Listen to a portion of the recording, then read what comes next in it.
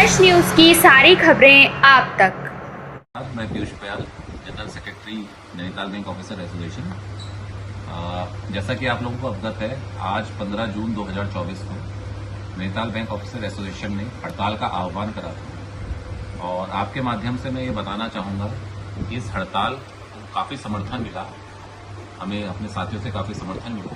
सबसे पहले मैं धन्यवाद करना चाहूँगा एस नागराजन जी का, जो महामंत्री हैं all India bank officer association के। फिर मैं धन्यवाद करना चाहूँगा श्री प्रवीण शाह जी का, जो महामंत्री है नैनीताल बैंक स्टाफ एसोसिएशन के। मैं धन्यवाद करना चाहूँगा श्री एस सेनेगढ़ जी का, जो महामंत्री हैं AIBOA यूपी के।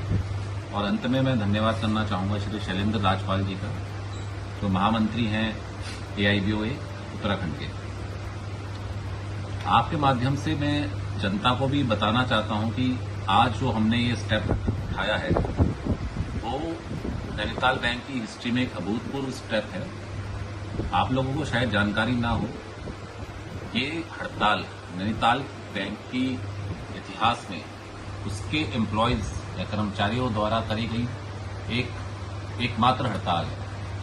तो कुछ कारण रहा होगा जिसकी वजह से हमें आज ये स्टेप्स उठाने पड़े, और मैं बताना चाहूँगा वो कारण क्या रहे। पहले तो मैं आपको ये बताना चाहूँगा कि बैंक ऑफ बड़ौदा ने 13 दिसंबर 2022 को विनिवेश के लिए एक संविधा निकाली।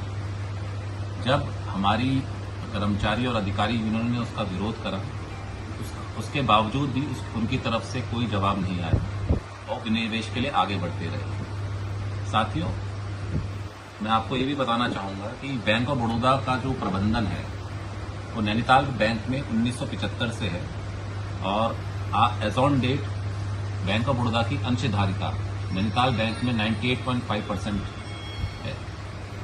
1975 से लेकर एज ऑन डेट तक नैनीताल बैंक ने बैंक ऑफ बड़ौदा को लाभांश ही दिया है, और एक नैनीताल बैंक एक प्रॉफिट मेकिंग बैंक है। तो हमारा यूनियन की तरफ से सीधा एक सवाल था बैंक ऑफ बड़ौदा के प्रबंधन को कि जब हम एक लाभांश देने वाले बैंक है, हमें बेचा क्यों जा रहा है। कोई सिक यूनिट हो, कोई ऐसी यूनिट हो जो लाभांश ना दे रही हो, या तो यहाँ से लाभ ना आ रहा हो, जो चल ना पा रही हो, बैसाखियों के सहारे चल रही हो, तो आप उसको बेचें।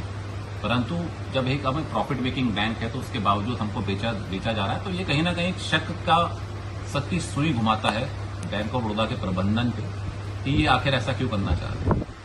दूसरा, मैं आपको ये बताना चाहूँगा कि 2018 से हमारी एक लड़ाई चल रही थी मर्जर के लिए। तो आपको मैं ये भी अवगत कराना चाहूँगा कि 2018 में पार्लियामेंट एक्शन कमेटी ने मर्जर के लिए रिकमेंडेशन भी दी। उसके बाद 2022 में रिजर्व बैंक ऑफ इंडिया ने DFS और बैंक ऑफ बड़ौदा के प्रबंधन को मर्जर के लिए रिकमेंड करा, बट बैंक ऑफ बड़ौदा के मैनेजमेंट ने इन सबको दरकिनार करते हुए इस पे विनिवेश का फैसला लिया। तो ये ही हमारी लड़ाई का मुद्दा है कि बैंक का विनिवेश क्यों, मर्जर क्यों नहीं।